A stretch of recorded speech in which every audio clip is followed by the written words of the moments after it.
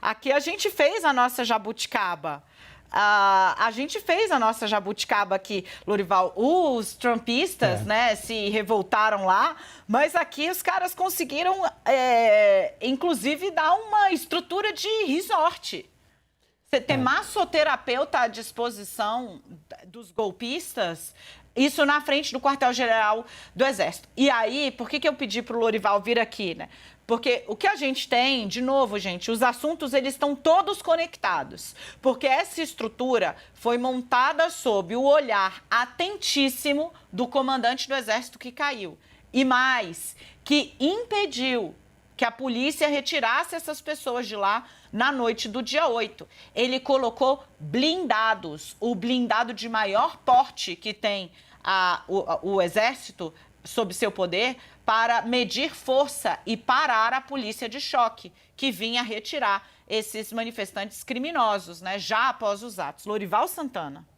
Essa é uma diferença importante entre o caso americano e o caso brasileiro, né? Porque no caso dos Estados Unidos, o então presidente Donald Trump, na madrugada do dia 19 de dezembro, ele fez uma convocação a um ato no dia 6 de janeiro e disse, eu estarei lá e vai ser animal, it's gonna be wild, né? Então foi algo específico e não havia um acampamento em lugar nenhum nos Estados Unidos entre a data da eleição, 3 de novembro, e a data da certificação do Joe Biden, 6 de janeiro. Eles convergiram, os manifestantes, que eram cerca de 2.000 que foram até o Capitólio, no total eram cerca de 3.000 que assistiram ao comício, eles convergiram para Washington nas vésperas e até na véspera mesma desse grande ato, né, do dia 6 de janeiro. Houve toda uma preparação logística no sentido de dar carona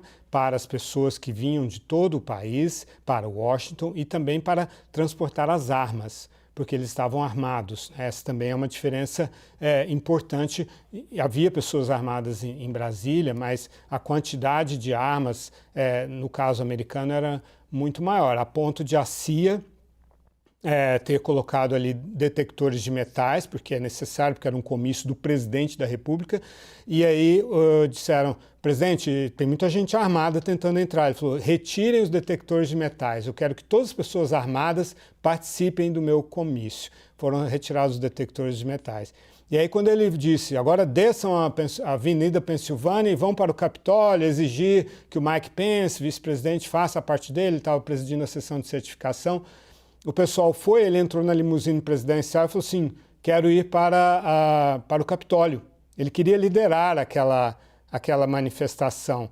E aí o pessoal da CIA falou, negativo, presidente, o senhor está indo para a Casa Branca, porque tem pessoas armadas ali, o senhor não pode se misturar naquela multidão. Aí ele agarrou o braço do motorista, aí um agente da CIA segurou de volta, o presidente empurrou ele de volta para o banco de trás e falou, senhor, nós estamos indo para a Casa Branca. Ai, Lorival. Gente, eu tô muito chocada. A PGR está pedindo que esses 54 denunciados que estão em prisão preventiva possam sair da cadeia desde que eles estejam proibidos de acessar redes sociais e também estejam proibidos de ter contato com qualquer outro investigado e qualquer estabelecimento militar ou imediações com distância mínima de 500 metros, para que eles não possam fazer novos acampamentos, né? Por quê? Porque as penas máximas estabelecidas para os dois crimes pelos quais eles estão sendo denunciados não passam de 4 anos de reclusão, ou seja, caberia uma medida alternativa à prisão porque o tempo, a pena não é tão gravosa. O MPF diz ainda que, uma vez desfeito o acampamento e adotadas as cautelas, né, os denunciados não teriam isoladamente capacidade de comprometer a ordem pública, o processo criminal ou mesmo em colocar a aplicação da lei em risco. Dessa forma, também estariam afastadas as hipóteses para prisão preventiva. Então, pedir a condenação dos 54, novas medidas, né, para a continuidade das investigações e também que as testemunhas sejam ouvidas em blocos de 30 30 denúncias, porque é um grandíssimo número de envolvidos para agilizar os próximos passos. A denúncia não representa a condenação, né? A Justiça, Alexandre de Moraes, é que vai decidir. Mas, gente, de novo, né, Loure, querido, obrigada. Eu vou seguir aqui com a Thaís para detalhar para quem está em casa a estrutura que eles tinham. A denúncia reproduz imagens e mensagens apontadas pelos investigadores. Essa informação já está no site da PGR, tá? Essa que eu estou lendo aqui? Essa a gente está vendo na denúncia em si, né? Deixa eu ver se ela está pública já. Porque eu queria Dani, colocar as imagens aqui que você viu. Eu queria que se você puder encaminhar para o Edu, porque aí ele mostra para as pessoas exatamente em que a PGR está se baseando. Está que... no site já. Maravilha. Então, talvez a gente espelhando lá, a gente consiga trazer as imagens para você aqui na CNN, para que você veja exatamente. Aqui, ó, tá aqui, tá na manchete já. Vou mandar para o Edu. Deixa eu ver se aqui temos as imagens. Aqui tá a denúncia. Mandei também. Ótimo, obrigada, Thaisinha. Edu, cara, é chocante. Vai espelhar. Gente, é chocante. Fica aqui comigo porque vocês vão ver agora. Tinha ponto de carregamento de celular, teatro de fantoche para as crianças.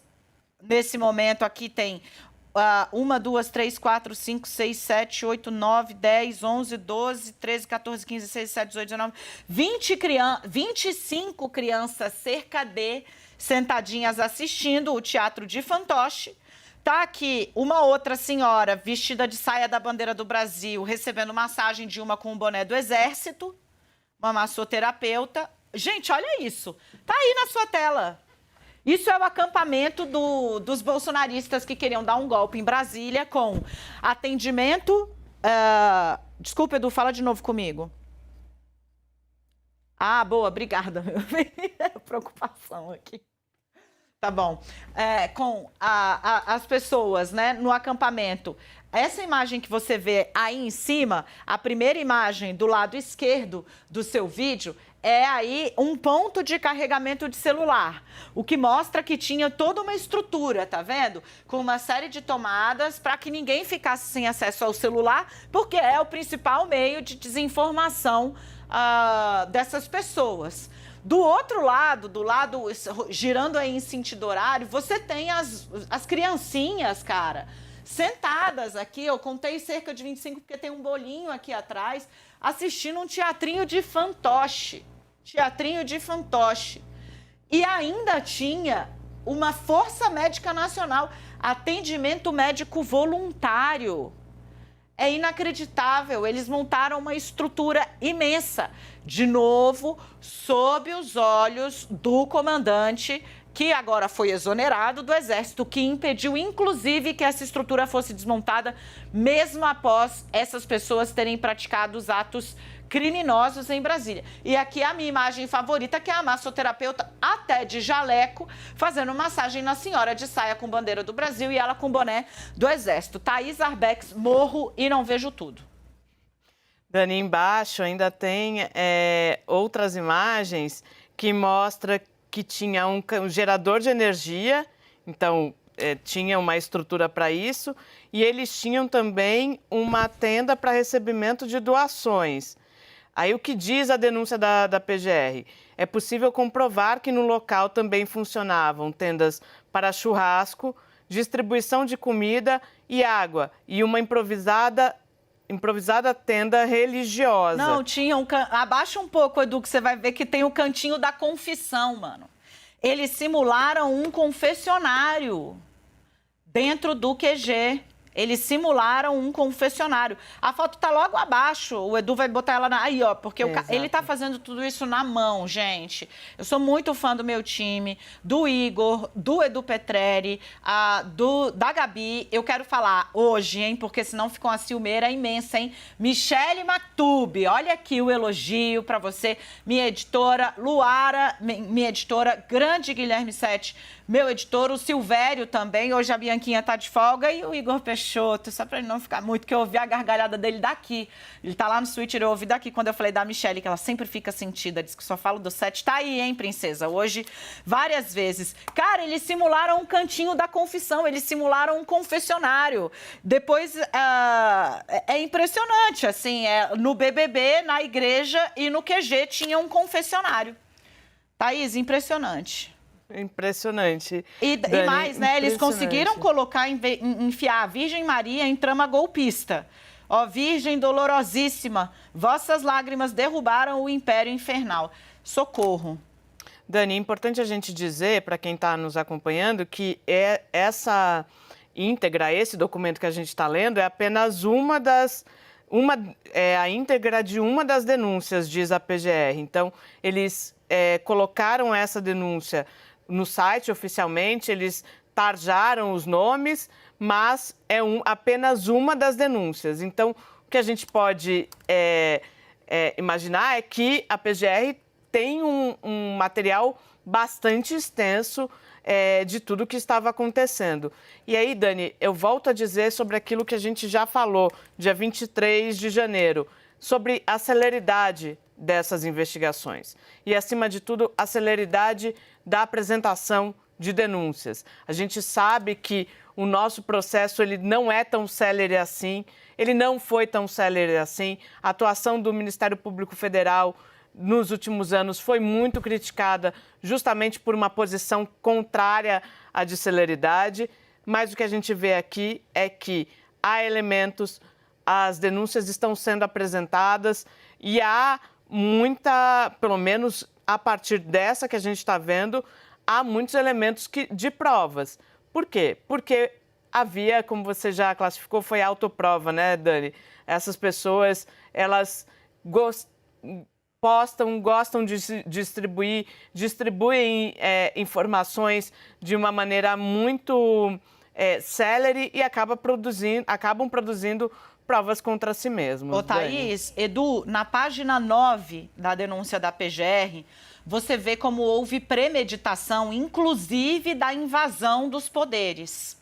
A PGR, na página 9 dessa denúncia, ela espelha chamados, convocações que foram disseminadas entre os golpistas com chamada de invasão. É a palavra que está grafada em verde e amarelo.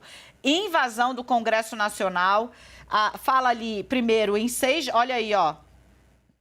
Tomada pelo povo. Tá aí do lado, ó. Congresso Nacional Brasileiro, Distrito Federal. Povo na rua, não recuar, não precipitar e não retroceder.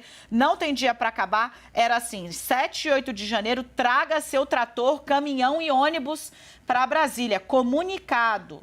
Tomada de poder pelo próprio povo, local, Congresso Nacional. E eles usam aí a foto das jornadas de junho de 2013, né? Onde os militantes também, né, num dia muito tenso, em junho, invadiram a área da Esplanada dos Ministérios e subiram ali no Congresso Nacional. Há quem vai usar aí as duas ocasiões para fazer algum tipo de comparação. As autoridades dizem que não cabe nenhum tipo de comparação. É inédito o estrago feito pelos golpistas no dia 8 de janeiro. Thaís, houve premeditação da invasão dos poderes. Isso fica muito claro na convocação. Não foi algo que, abre aspas, fugiu do controle. Não foi algo que, abre aspas, efeito manada. Não, as pessoas estavam sendo chamadas para invadir prédio público. Sim, Dani, isso estava sendo anunciado. E aí, a gente, como está tudo ligado, né? A gente entra na outra linha de investigação. O que aconteceu? Já que estava sendo anunciado, chamado, trator, ônibus, caminhão para a esplanada com o termo invasão, o que aconteceu para que não houvesse, de fato, segurança suficiente na esplanada dos ministérios, para que não houvesse segurança suficiente no prédio do Palácio do Planalto, do Congresso Nacional e do Supremo Tribunal Federal. Então, essa denúncia, com essas imagens, elas dão ainda mais elementos para outra linha de investigação. Houve omissão, que é a que se apura a atuação das autoridades. Se houve omissão, de quem? Se houve conivência, de quem? Então, estava sendo chamado, Dani, eu, você, todo mundo recebia, era fácil acesso. A gente conseguia, a gente recebia esses cards, né, que é como eles chamam, de convocação para esses atos. E aqui na denúncia, esse de invasão, fica bastante claro qual era o objetivo. Então, a gente parte, mais uma vez, para essas várias linhas de investigação que estão sendo tocadas por conta do dia 8 de janeiro. E fica muito claro, Thaís, que, né, houve ali, né, uma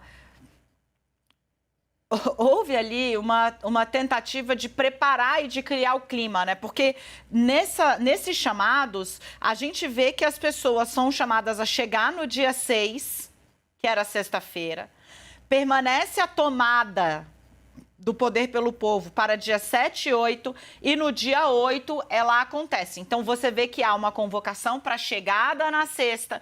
No sábado, os ônibus chegam também. Essas pessoas todas se concentram no QG do Exército. De novo, eu vou pedir para você não perder aqui a conexão de todos os fios. Se você chegou agora, eu abri o CNN 360 contando como foi a crise que culminou com a queda do comandante do Exército, o comandante Arruda. Foi sob a administração dele, os olhos dele, que esse acampamento com essa estrutura, vou pedir para o Edu colocar de novo, a senhora golpista recebendo massagem na frente do QG do Exército, porque eles montaram uma estrutura de resort naquele acampamento. Eles tinham churrasco, eles tinham até um confessionário improvisado.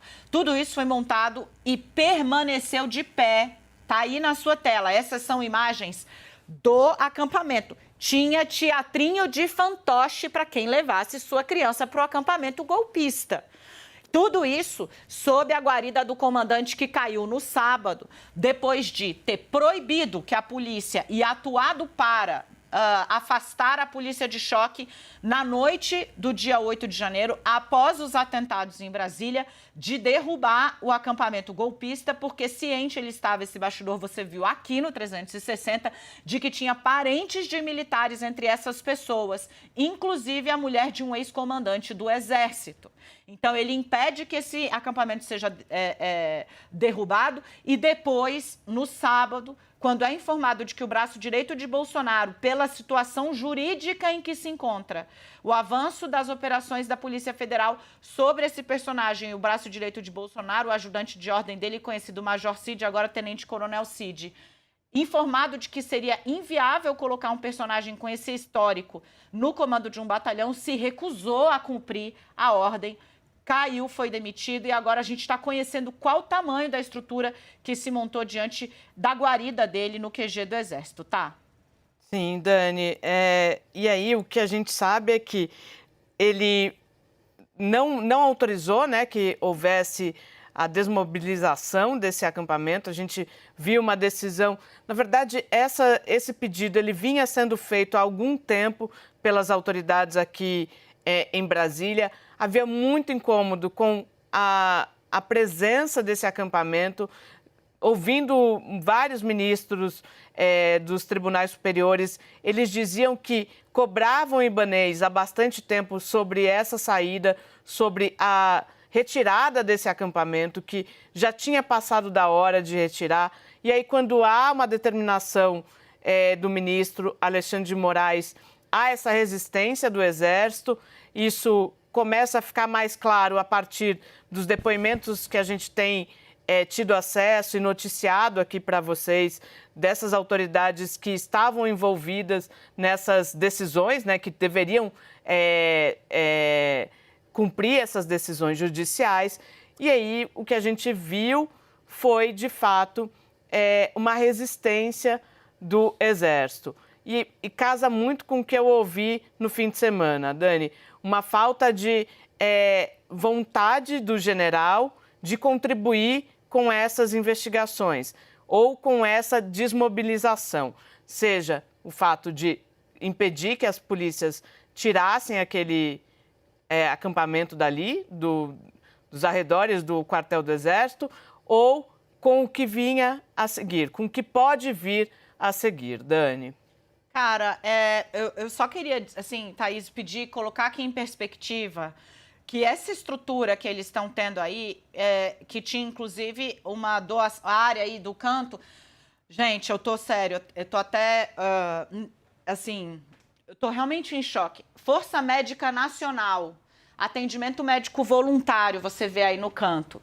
Enquanto os pregadores de golpe tinham apoio de empresários de diversas áreas do país para ter uma infraestrutura como essa, que incluía desde a famigerada cultura, né? Porque os extremistas nunca gostam de cultura, mas tinha teatrinho, sabe Deus o que estava nesse teatrinho para as crianças, né? Até massoterapia. E a gente tem uma população indígena inteira sendo massacrada pela fome, pela cólera e pelos garimpeiros. As imagens dessa mamata, para falar português bem claro, que 99,9% dos brasileiros nunca vão ter sessão de massoterapia à vontade e à disposição, contrapostas às dos corpos esquálidos das crianças Yanomami e dos líderes Yanomami, comparadas às 570 crianças que morreram de fome no Brasil, essas imagens, elas chocam muito, porque mostram a desigualdade nas prioridades. Financiaram acampamento com massagem e churrasco para golpista, enquanto tem uma comunidade inteira no Brasil morrendo de fome, debaixo dos nossos olhos. Eu posso voltar com a Thaís só mais uma vez, Igor, para a gente finalizar essa rodada de análise? É muito chocante.